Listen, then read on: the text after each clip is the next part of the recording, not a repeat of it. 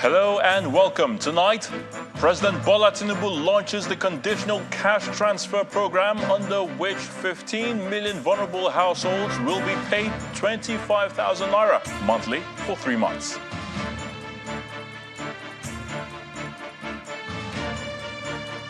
President Bola Tinubu appoints Dr. Musa Aliyu as new ICPC chairman, approves outgoing chairman's request to proceed on pre-end of tenure leave from November the 4th. And Senate asks federal government to declare a state of emergency on drugs and narcotics following the United Nations agency's declaration that over 14 million Nigerians as drug abusers. On business news tonight, Central Bank set to begin its sanction on commercial banks in Nigeria over rejection of check-related transactions with effect from November the 1st. On sports news tonight, Juventus star Nicolo Fagioli has been banned for 7 months by the Italian Football Federation for breaching betting rules. And from the nation's capital, Yaga Africa seeks review of the nation's electoral laws to make electronic transmission of results compulsory. And in international news from London, US President Joe Biden will visit Israel on Wednesday to hear about its plans for a ground attack in Gaza. 15 million vulnerable households will receive 75,000 naira over the next 3 months under the federal government's conditional cash transfer program. This was made known today at the launch of the Renewed Hope conditional transfer in Abuja by the president, who was represented by the secretary to the government of the federation, Senator George Akume. The event coincided with the World Poverty Eradication Day, where the president says his administration is determined to take millions of Nigerians out of poverty. Our State House correspondent, Emperor Simon, reports. Matching words with action, the secretary to the government of the Federation, Senator George Akume, and other government officials are at the press gallery of the presidential villa for the flag-off of the conditional cash transfer program, which coincides with the commemoration of the International Day for the Eradication of Poverty. According to the National Bureau of Statistics report, over 133 million Nigerians were multidimensionally poor in 2022, and with the removal of fuel subsidy taking a toll on the livelihood of the citizens, the cash transfer program is expected to provide over 60 million of the citizens with some relief for 3 months, as explained by the Minister of Humanitarian Affairs and Poverty Alleviation. 15 million households will be receiving 75,000 naira over a space of 3 months. This equates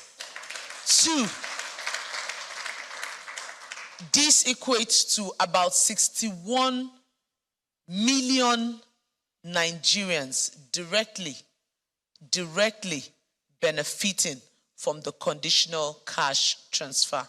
The immediate past administration had a similar program which attracted mixed feelings, largely for alleged lack of accountability in the implementation process. However, the present administration is promising to do things differently. The audit trail is there. The mechanism that is going to be used is one that is biometric. It is proven. You will be able to name every single person that has received those funds. So Nigerians can rest assured that this is an efficient and accountable way of providing relief to poor Nigerians. The secretary to the government of the Federation, Senator George Akume, represented the president at the event, and he outlines other plans the administration has. The government is working to develop and deploy several more solutions and interventions to help Nigerians of all walks of life. These include A, investment of 100 billion to purchase 3,000 units of 20-seater compressed natural gas powered buses, investment of 200 billion naira to cultivate 500,000 hectares of farmland to improve food security. A symbolic presentation of a 25,000 naira check is made to 5 beneficiaries drawn from different parts of the country. A lot of data have been captured. This money is going to be transferred, not given by hand to an individual, so it could be traced. This is a landmark achievement worth celebrating for the federal government, but many Nigerians are hoping to see how transparent the process will be, ensuring that those targeted for the scheme are the ones who will get the benefits at the end of the day. From the presidential villa, Emperor Simon, Channels Television News. The controversy over the appointment of the heads of the ICPC and EFCC from the same region appears to have been put to rest with the President's approval for the appointment of Dr. Musa Adamu Aliyu as the Chairman and Chief Executive Officer of the Independent Corrupt Practices Commission pending the Senate's confirmation. The President has also approved the appointment of Clifford Okudiri Okparodu as the Secretary to the Commission. According to a statement by the President's spokesman, Ajuri Ngalali, the appointments follow the President's approval of the outgoing chairman's request to proceed on pre-end of tenure leave beginning on November the 4th this year, ahead of the expiration of his tenure on February the 3rd in 2024. The statement further states that since the position of Secretary to the Commission does not require Senate confirmation, the appointment of Mr. Clifford Okudiri Okparodu as Secretary of the Commission takes immediate effect. There was mild drama on the floor of the Senate today following a walkout by the Senate Chief Whip, Senator Ali Ndume, following a ruling that deemed him out of order. Senator Ndume later returned to the chamber for the day's proceedings, where the lawmakers are asking the federal government to declare a state of emergency on the menace of drug abuse in the country. Now, the Senate's position follows the declaration by the United Nations Office on Drugs and Crime that about 14.3 million Nigerians between the ages of 15 and 65 are drug abusers. Our correspondent, Dele Omoyeni, tells us more. The Senate resumed plenary at about midday, and senators have a lot on their minds as reflected in the bulky order paper. Before proceeding with the items on the order paper, a motion of urgent national importance is moved by Senator Sumaila Kawo from Kano State on the need to reopen the nation's borders with Niger Republic due to the hardship faced by border communities. Aware that the border closure decision on 8 August 2023 has taken by the economic community of West African state as part of the measures put in place to frustrate the military junta. However, the Chief Whip of the Senate, Senator Ali Ndume, also raised 2 points of order on the procedure of the Senate.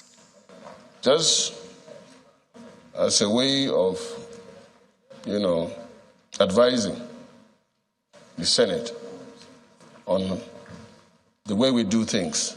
The Senate President did not consider any of them. Senator Ndume subsequently walked out of the plenary session.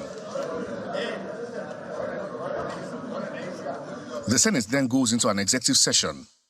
As plenary resumed after about 2 hours, with Senator Ndume in attendance, the lawmakers considered a motion on the menace of drug abuse in Nigeria, which was raised by Senator Babangida Uba from Jigawa State. Direct the NDLA to deepen their engagement and strengthen interagency collaboration with sister security agencies, namely Nigeria Security and Civil Defense Corps, the police, NAFDAC, immigration, and the military, which will foster synergy and effective operational relationship. The Senate then debates the matter, with Senator Ndume making a contribution during the debate. The issue of drugs menace in a society is very dangerous, and it has destroyed many societies. It is hurting the economy of many societies. Even countries like America, countries like UK, youths do certain things under the influence of drugs. The pharmaceutical shops should be held responsible, selling prescription drugs to the younger ones without proper monitoring. This Senate should urge the necessary agencies of government, particularly the federal government of Nigeria, to declare a state of emergency on narcotics abuse in the country. Secondly, that the committees on NDLEA, NAFDAC, should work with relevant agencies of the federal government to immediately convoke a national summit to discuss is the state of narcotics abuse. The Senate also received a request from President Bola Tinubu for the screening and confirmation of Ola Olukoyede as chairman of the Economic and Financial Crimes Commission, EFCC. Dele Omoyeni, Channels Television News. The National Agency for Food, Drug Administration and Control, NAFDAC, has approved the use of the Gardasil vaccine as a single-dose and routine immunization against cervical cancer. This was made known by the Director General of NAFDAC, Professor Moji Adeyeye, at a joint media briefing with officials of the National Primary Healthcare Development Agency. Our correspondent, Victoria Longjohn, reports. And of course, the Director General of NAFDAC. It's a joint media briefing by officials of the National Agency on Food, Drug Administration and Control, NAFDAC, and the National Primary Healthcare Development Agency. Issues of collaboration on the safety and health of Nigerians is the focus of this gathering. And also on the issue of this However, the refusal of some exporters to adhere to safety standards has cost the nation some foreign exchange from the European Union and the United Kingdom.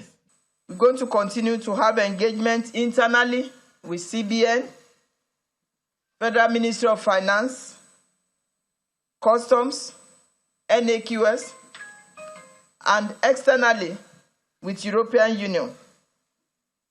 With European Union, we are already getting some results. The EU has reduced the inspection of melon from 100% to 50%. We're not there yet, but it's better than 100% all the time. In the interim, I implore all Nigerian exporters trading in NAFDAC-regulated products to obtain necessary certifications for processing of their products. Both agencies are also collaborating in the area of routine vaccination. The latest approval is for the rollout of Gardasil vaccine for the treatment of cervical cancer. I am delighted to stand here with the DG of NAFDAC and our partners and donors to share that this vaccine will be provided free of charge to all eligible girls in Nigeria commencing on October 24, 2023. Alongside our partners and donors, we have secured over 6 million doses of the HPV vaccine and essential supplies. We have conducted numerous fora to raise awareness among stakeholders, including parents and caregivers, regarding the pivotal importance of HPV vaccination. To address any concerns or misconceptions, we have engaged with communities and established a robust monitoring and evaluation framework to measure the impact and progress of the vaccination campaign. On the issue of the safety of the vaccines, Dr. Shuaibu clears the air. Vaccine is not mandatory. We're not going to force any child to take the vaccine. We believe that once we do our part, like we're doing right now with the media, and we provide Nigerians with the correct and accurate information about the vaccine, parents will organically, naturally decide to take the vaccine. We've seen it with COVID-19 in recent history. We've seen it with polio when there was a lot of uproar about polio being anti-fertility. We overcame that once we provided the information to Nigerians. 6 million doses of the Gardasil vaccine is readily available as a single dose in the country. However, NAFDAC says it is committed to ensuring the safety and efficacy of the vaccine and will continue to monitor its performance in the country. Victoria Longjohn, Channels Television News. The Federal Capital Territory High Court has dismissed the no-case submission filed by the husband of Osinachi, the late gospel singer Peter Nwachukwu. Delivering ruling, Justice Nwosu Iheme held that the prosecution has established a case against the defendant after the federal government had filed a 23-count charge against Nwachukwu over the death of Osinachi. After pleading not guilty, the judge ordered that the defendant be remanded at the Kuje Correctional Facility pending further hearing, and the prosecution had called 17 witnesses to testify during the trial, which commenced on June the 20th, 2022 and ended on March the 10th this year. Mrs. Osinachi, who passed away on April the 8th, 2022, was initially thought to have died of throat cancer. But family and friends claimed her death was connected to an assault by her husband, who was later arrested. The National Hospital in Abuja later issued an autopsy, which stated that there was no mark of violence on Osinachi, and the report listed the cause of her death to include general organ pallor, bilateral leg swelling, fluid in the sac containing the heart, tumor deposits in and on the heart, lungs, kidneys, massively enlarged heart, and fluid around the lungs, which restrict breathing. Following that report, Mr. Nwachukwu's counsel proceeded to file a no-case submission, implying that Mr. Nwachukwu had no case to answer, which has now been dismissed by the court. In part two, after the break, Yaga Africa seeks review of the nation's electoral laws to make electronic transmission of results compulsory. Please join us again.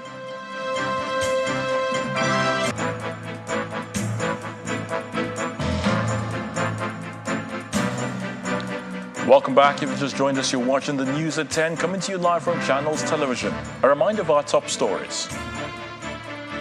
President Bola Tinubu launches the conditional cash transfer program, under which 15 million vulnerable households will be paid 25,000 naira monthly for 3 months. President Bola Tinubu appoints Dr. Musa Aliyu as new ICPC chairman, approves outgoing chairman's request to proceed on pre-end of tenure leave from November the 4th. And Senate asks federal government to declare state of emergency on drugs and narcotics following the United Nations Agency's declaration that over 14 million Nigerians are drug abusers.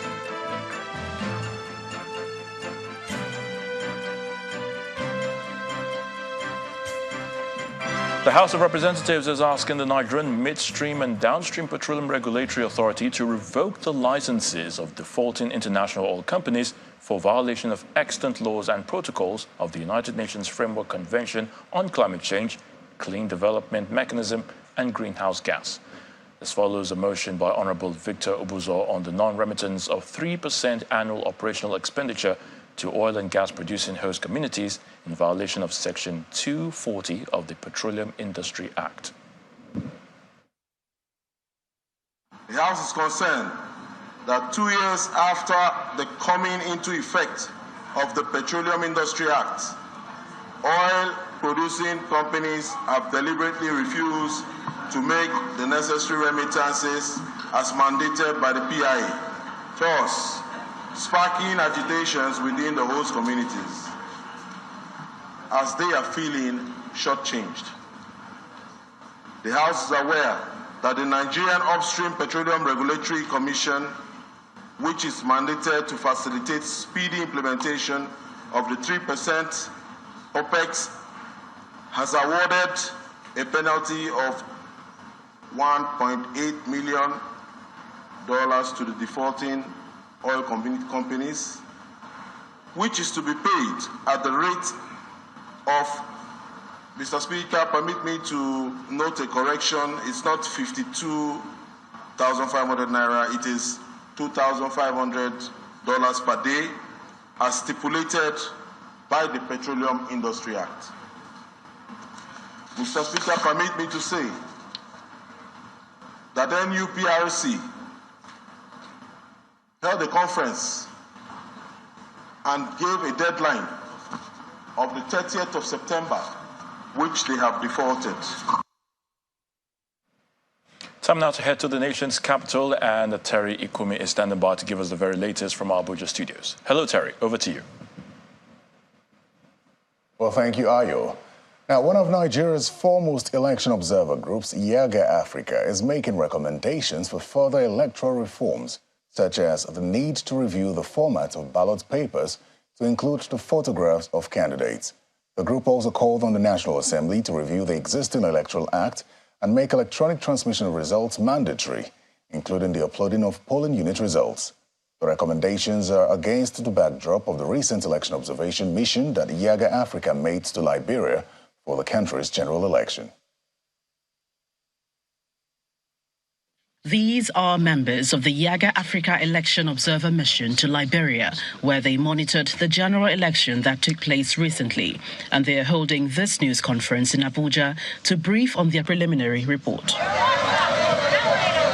On October 10, 2023, Liberians filed out to vote in the country's presidential election under the watch of several local and international observer missions. Members of the Yaga Africa Election Observer Group who monitored the exercise speak on their observations in this preliminary report. We did observe a firm commitment on the part of the Electoral Commission to ensure transparency and openness in the management of the results collation or tallying process. The election officials, meticulously enforced the counting and results tallying procedures. And in cases where objections and queries were raised by party agents and observers on matters relating to inconsistencies or computational issues, they were addressed promptly in the full view of everyone. Also, as part of observation, in addition to everything else that has been said, was also the role that the media played. You could see that they had a commitment to independence and fairness. And in the programs that were broadcast, which we were privileged to listen to on radio, we found out that a number of them, were very committed to peace, to fairness, and to patriotism. Beyond these observations, the group is calling for some reforms in Nigeria's electoral system. We're also recommending that INEC should review the format of ballot papers used in Nigeria to include photographs and names of candidates to improve the quality of electoral preferences and reduce, incidence of invalidated votes. But in addition to that, that the National Assembly also reviews the electoral law to address, some ambiguities in the results collation and transmission process. INEC tries in other parts, but there is room for improvement that INEC can also learn. INEC cannot say it knows everything. Like the issue of the over-bloated register, I believe that it is actually over-bloated. INEC, like I said earlier, has to find another way whereby it can reduce the number of the people that are already dead that are on that register. Elections in Nigeria are in a cycle of 4 years, and members of the Yaga Africa Group believe strongly that there is an urgent need to pursue those reforms in Nigeria's electoral system ahead of the next general election in 2027. The federal government is committing to partnering with professional bodies to address the nation's housing deficit. The Minister of Housing and Urban Development, Mr. Ahmed Dangiwa, made the commitment when he met with the leadership of the Nigerian Institute of Quantity Surveyors in Abuja. The minister adds that the federal government is working towards affordable housing for Nigerians.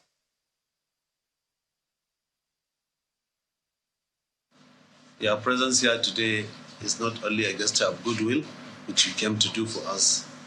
It is also a testament to the importance of collaboration between government and the professional bodies and the collective goal to deliver decent and affordable housing for Nigerians and ensuring sustainable urban development. It is a matter of utmost concern and importance that we address the housing needs of the 80% of the population of Nigerians, because they fall within, the 80% fall within no income, the low and medium income earners, even the vulnerable, and they constitute that. These are all in line with the renewed hope agenda of Mr. President, to which we are committed to creating housing opportunities to cater for the needs of the significant portion of our society, the population. So I assure you we are going to work diligently to make affordable housing a reality, ensuring that every Nigerian has access to quality homes that they can afford. This initiative will not only improve the living condition of people, but also will stimulate the economic growth and job creation in the housing and construction industry. The Taraba state government says it is leaving no stone unturned to revitalize the ecosystem and fight against acts jeopardizing its agricultural potential. The state's deputy governor Aminu Alkali gave the assurance at a climate change campaign to enlighten residents on the dangers it poses for the future generation. The deputy governor says deforestation and illegal mining are responsible for increased crime rate, as well as constant clashes between herders and farmers in the state. Mining activities in Taraba State, as well as deforestation, are impacting the environment, thereby increasing the crime rate in the state. The state government is tackling the challenges with the arrest and prosecution of over 5,000 defaulters by the state's task force committee. This is a climate change awareness road march aimed at informing, educating the Tarabans that climate change is real. It is an emerging crisis of our time. It is a shift that changes the environment, the weather pattern, the atmospheric and temperature conditions, which causes effect to human being and ecosystem in general. We are after the immediate benefit of what we are getting, not minding the impact of what we are doing on our environment. If care is not taken from the way things are going, already the desert encroachment is already in Taraba State. And I have the strong belief that with the task force, we are ready to go anywhere to ensure that the mandate given to us by His Excellency is adhered to. There is a ban on deforestation and illegal mining in the state. And the Deputy Governor of Taraba State, who is representing Governor Agbu Kefas at this climate change campaign, raised alarm over the negative impact of climate change in the state. If you need to cut one tree, it is said that you should be planting 5 to replace the one if it becomes necessary for you to cut the one. It is my firm belief that if our people adhere strictly to the recommendations suggested by the Honorable Commissioner for Environment and Climate Change, to go a long way to solving our climate change challenges. The sensitization exercise is expected to be spread across the 16 local government areas with effective tree planting to ensure climate justice across the state. Well, still ahead on the news at 10, Central Bank of Nigeria sets to begin its sanction on commercial banks over rejection of check-related transactions with effect from November 1 this year. That's on Business News. Please stay with us.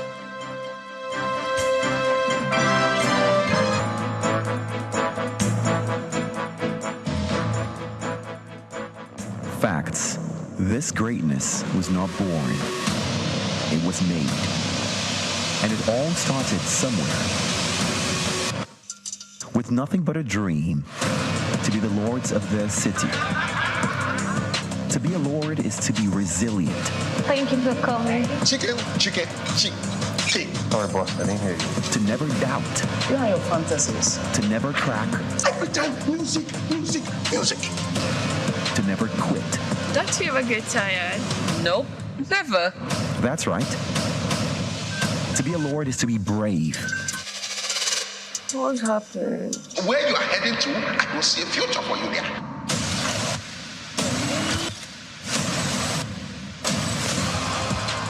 Simply put, to be a lord is to dream big. To be the best version of you. Live your dream. Be the lord of your city.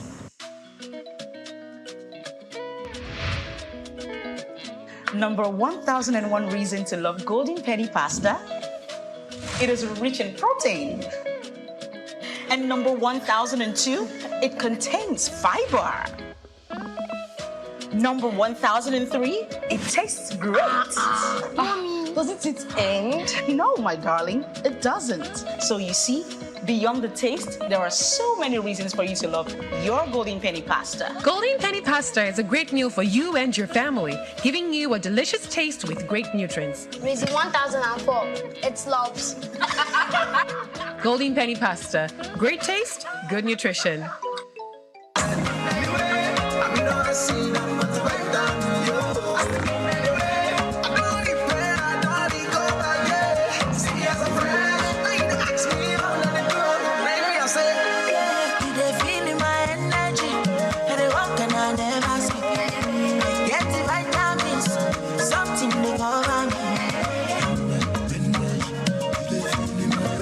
Recover with Astamin, a blend of amino acids and multivitamins.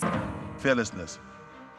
It is a powerful state of mind free from the weight of limitations and challenges.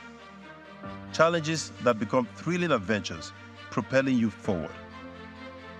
In the face of adversity, a focus that remains unwavering, fixed firmly on the exhilaration of victory rather than the fear of defeat. It can be built from that education that cultivates a bold and fearless generation of leaders, innovative thinkers, and entrepreneurial sons and daughters of Africa. This is the purpose behind Wigwe University, a beacon of knowledge that will guide the African youth through the realms of academia and the profound lessons of existence. With mentorship and guidance, shaping them into embodiments of fearlessness so that one day they shall proudly declare, "We, the fearless." Welcome to the fearless generation. When life is a little harder, we are here to lighten the load. Sedap Supreme Noodles is here for you. Because only fine ingredients go into Sedap Supreme Chicken Essence to give it that truly delicious chicken taste. Sedap Supreme Tasty Chicken Noodles, capturing the supreme tasty chicken goodness. Come and taste the difference of Nigeria's real chicken essence noodle. Be Supreme Nigeria. Discover Lipton's flavorful and balanced taste. We pick fine quality tea leaves from selected tea gardens around the world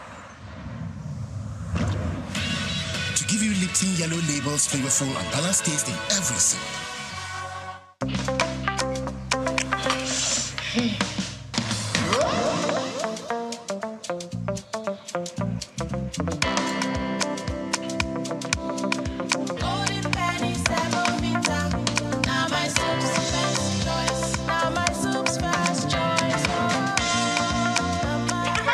Enjoy the delicious, nourishing, and satisfying taste of Golden Penny Semovita, my soup's first choice.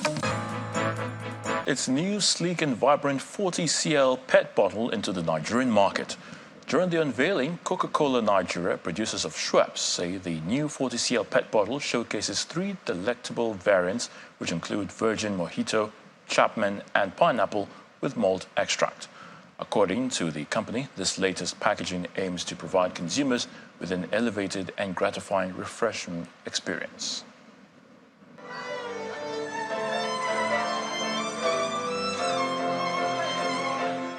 It's a night of celebration and spectacular entertainment.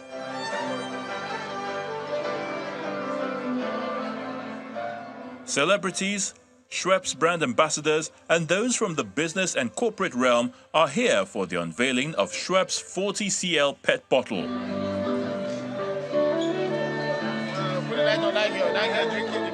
Organizers say the addition underscores Schweppes' dedication to facilitating meaningful social interactions. We have decided to socialize, and what Schweppes stands for is socialization. Socialize this product and ensure that every single consumer out there is able to get a feel of what our product stands for.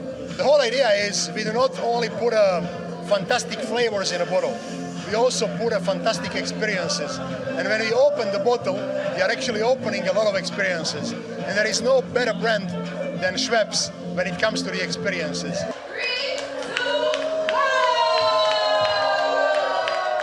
While unveiling the new variants, the brand also makes a commitment to continue reinventing itself. We've decided to hero it with our mojito drinks, Chapman, and pineapple with malt extract. We feel this is an important variant that we should give to our consumers because so that they can enjoy Schweppes not only as a mixer, but most importantly, enjoy it at home with friends, on the go, when in the office, having a busy day, and then even while socializing away from home. We have Chapman, which is a traditional Nigerian mocktail that has been created. We've been able to bottle that to ensure that you have that Nigerian mocktail available for you. With virgin mojito, it has the burst of lemon, and of course the pineapple with malt extract. Pineapple being one of the biggest tropical fruits, it's a really fantastic flavor. And with the malt you have in it, it gives you this very amazing feel. So really, you should pick up a bottle and try one of these great flavors. Coca-Cola Nigeria says each sip of the Mojito, Chapman and pineapple variants is a symphony of flavors, specially crafted to harmonize with consumers' dynamic on-the-go lifestyle where bonds are strengthened and memories are created. All right, it's time for some business news with Ann Waldo.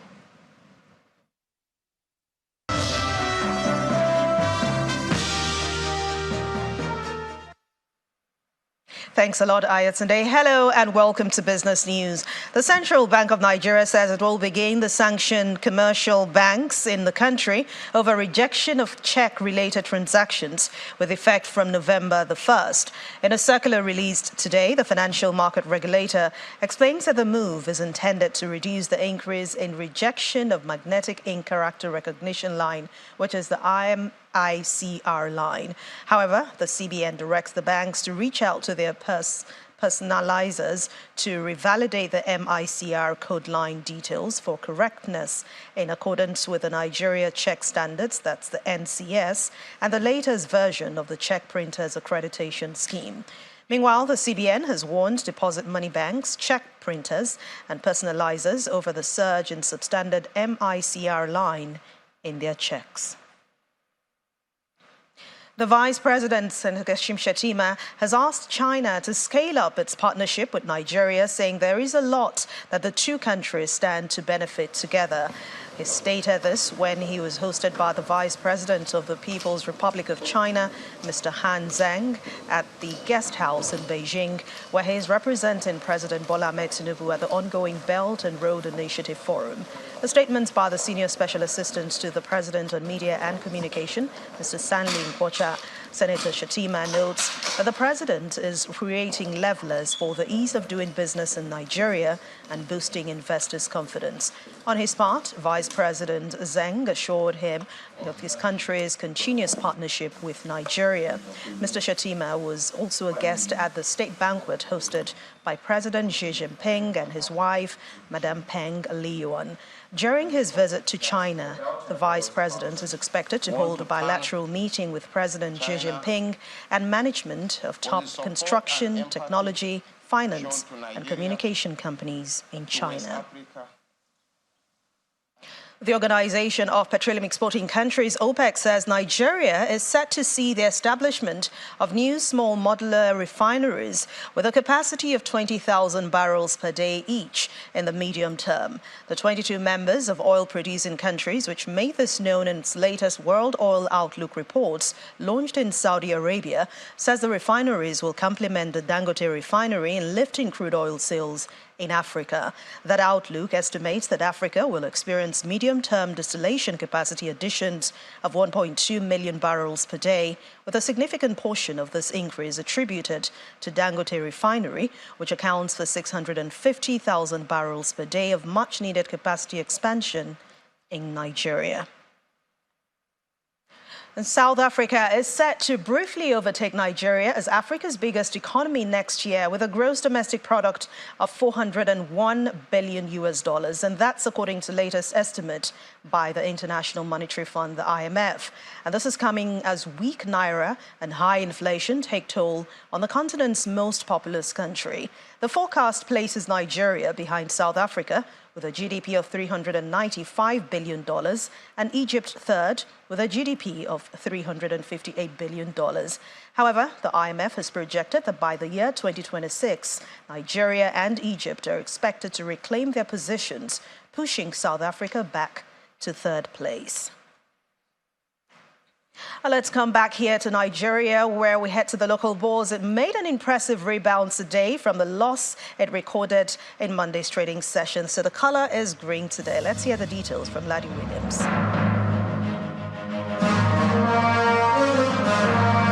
Hello and welcome to the Stock Market Report, where it looks like the bulls are back already after yesterday's bearish close. We see 67,326 points for the all-share index, up almost 0.5%, 0.43%. Market cap trying to get back above that 36 trillion level. Let's look at the activity chart now. We see trading volume. It's green on the screen today, showing that investors are quite bullish today. Volume traded 377 million units of stocks valued at 5.16 billion naira, much more than what we had yesterday. Deals back above the 6,000 level. Let's look at the sectoral performance. Yeah, we see banking there, 2.75%. Banking is shining today, even with the bearish close yesterday. The banking counter remained in the green yesterday and back here today, 2.75%, almost 3% jump there. Oil and gas, marginal gain, 0.03%, while the consumer goods counter remains unchanged. Well, it looks like with the inflation data we got yesterday at 26.72%, investors seem to be betting on the equities market to beat inflation. That's the stock market report. I'm Ladi Williams.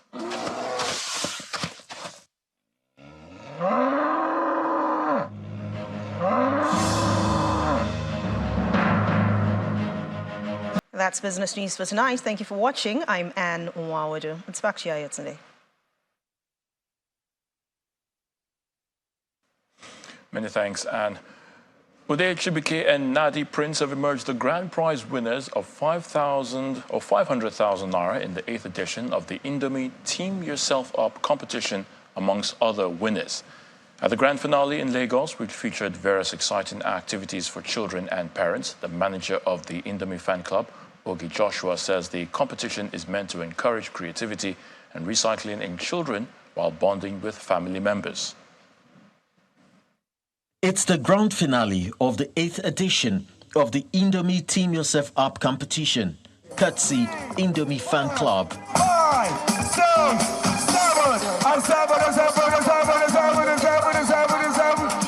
Wow, please clap for them, please clap for them. It's an atmosphere of fun, innovation, and creativity. On display are the creative works of arts by children who are members of the Indomie Fan Club spread across the country. Wow. And somebody here today is going with the grand prize of 500,000 naira. They have churned out these beautiful items with the aid of family members, one core aspect of the competition to promote bond within families. The Team Yourself Up event is all about creativity, and it's all about bonding. Yes, sir. So the children are not just doing this alone, they are trying to create something out of Indomie waste, but they are going to do this with an adult, a member of the family. While almost 70,000 entries were received, the judges had their criteria for selecting the winners, which include creativity, message, skills, among others. We actually had to go deep down, look at people that were quite unique, people that thought out of the box. I'd like to call on Mr. Regional as well as the first, second, and third winners emerge. Easy.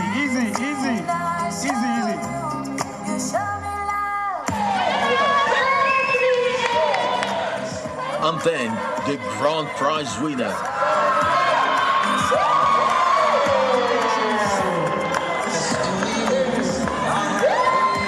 Thank the Indomie Fan Club for giving this opportunity to making this experiment.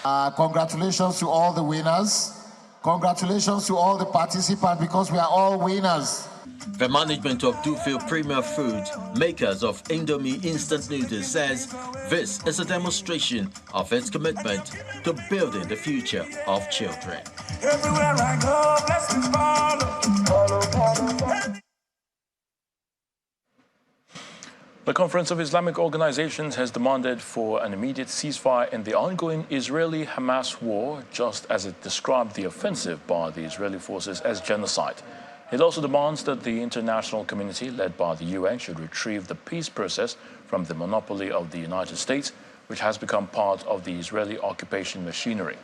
Secretary General of the group, Lukman Balogun, who made this known at a media briefing at the Beleke Mosque in Surulere, Lagos, urged the United Nations to ensure the lifting of Israeli blockade to allow humanitarian aid get to those in need in Gaza City. It therefore condemned what it called the deep-seated injustice and oppression by the Israelis, while expressing sympathy for families of the bereaved on both sides. The United Nations must find an alternative way of conducting a true peace process which takes into consideration the aspiration for a sovereign Palestinian state. And for now, peace must be enforced. Peace must be enforced, and this escalation must be stopped by all provisions within the powers of the United Nations. The international community, led by the United Nations, must retrieve the peace process from the monopoly of the United States, which has become part of the Israeli occupation machinery. We appreciate the Nigerian government for calling on both sides to de-escalate and embrace peace and dialogue. The Nigerian Senate should pass a bill that will scale down our diplomatic relations with Israel for its war crimes and for turning a blind eye to all United Nations resolutions. We call on the Arab nations, the Muslim world, as well as governments and leaders with conscience to exert pressure that will change the apartheid character of the Zionist Israel and make it conform to international laws and norms. In the meantime, hundreds of people are feared dead after a huge blast at Al Ahli Hospital in Gaza City. Ismail Haniyeh, who is widely considered to be Hamas's overall leader, has blamed the United States for the attack, stressing that Washington gave Israel the cover for its aggression. Here's Simon Pusey with other international stories in Around the World in 5. Good evening and welcome to the channel's studios here in London with your international news around the world in 5. US President Joe Biden will visit Israel on Wednesday to hear about its plans for a ground attack in Gaza. The president will reaffirm the United States' solidarity with Israel and our ironclad commitment to its security. US Secretary of State Antony Blinken himself in Israel announcing the plans. He said the president will hear from Israel what it needs to defend its people as we continue to work with Congress to meet those needs. In Khan Yunis in the south, hundreds of thousands of people have arrived after Israel warned them to leave the north. People are sleeping in the streets and running water is limited while there are queues for bread outside bakeries. Police in Brussels have shot a man suspected of killing 2 Swedish nationals on Monday evening.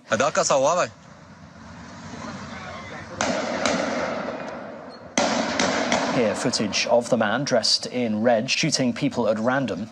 The man was shot and killed later by police in a cafe. 2 Swedes were killed and a third person injured in the automatic rifle attack which took place during the Belgium-Sweden Euro 2024 qualifier football match. Brussels has been on its highest terror alert ever since. The gunman is believed to be a 45-year-old man of Tunisian origin who was in Belgium illegally after having his asylum application rejected. The European Parliament observed a minute's silence in memory of the 2 people killed. Last night, 3 people left for what was supposed to be a wonderful soccer party. 2 of them lost their lives in a brutal terrorist attack. Their lives were cut short in full flight, cut down by extreme brutality. Our thoughts go first and foremost to the families and to the friends of the victims. President Vladimir Putin has arrived in China, Russia's most important ally, for a key trip that will seek to shore up an alliance against the West and celebrate ties between Beijing and Moscow. Putin and his entourage flew into the Beijing Capital International Airport on Tuesday morning in the Kremlin chief's first official trip outside of the former Soviet Union this year. China is throwing a huge celebration to mark 10 years of the Belt and Road Initiative, with the Hungarian Prime Minister Viktor Orban and the Taliban government also attending. Hardline Republican Jim Jordan has picked up support for his campaign to lead the US House of Representatives as he aims to bulldoze opposition within his own party. Several of Jordan's fellow Republicans said they would support his bid for House Speaker, whittling down his opposition from the 55 lawmakers who had voted against endorsing. It was unclear whether he would be able to unite his party enough to prevail in a floor vote expected later today. We need to get a speaker tomorrow. The American people deserve to have their Congress, their House of Representatives working.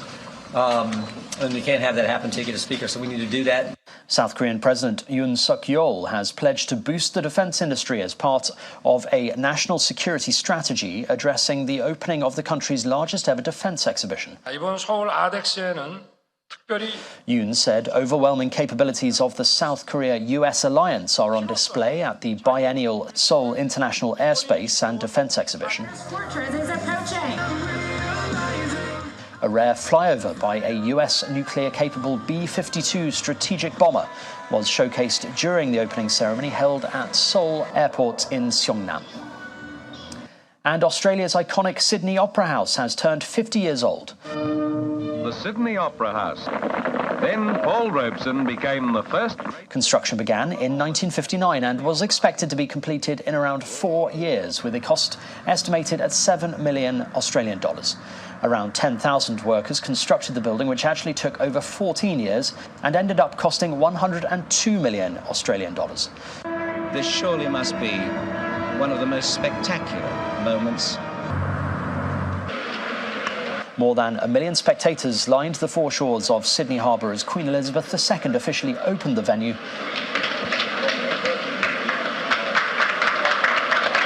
It has since hosted thousands of concerts, exhibitions and tournaments, and is regularly illuminated to pay tribute to people or to mark events. And that's your international news around the world in 5. Now back to the channel's studios in Lagos.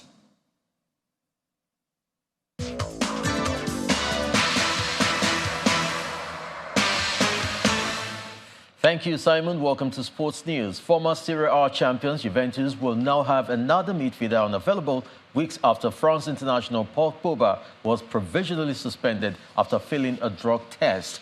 Midfielder Nicolo Fagioli was earlier today handed a 7-month ban as part of settlement with the Italian Football Federation after breaching rules on betting on matches. Shocked Swedish football fans are back home a day after a gunman killed 2 fellow supporters in an attack in the Belgian capital. A Swedish fan, Susan Martins, who came to Brussels for the Sweden-Belgian Euro 2024 qualifying match, admits she was weary of showing any colour of her team in the current atmosphere. Then Tyson Fury has arrived in Saudi Arabia ahead of his fight against former UFC heavyweight champion Francis Ngannou. The boxing heavyweight world champion will face Ngannou in a 10-round official fight in Riyadh on October the 28th. That's Sports News. It's back to you, Ayotunde.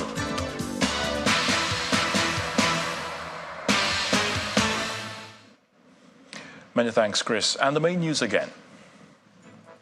President Bola Tinubu today launched a conditional cash transfer program under which 15 million vulnerable households would be paid 25,000 naira on a monthly basis for 3 months.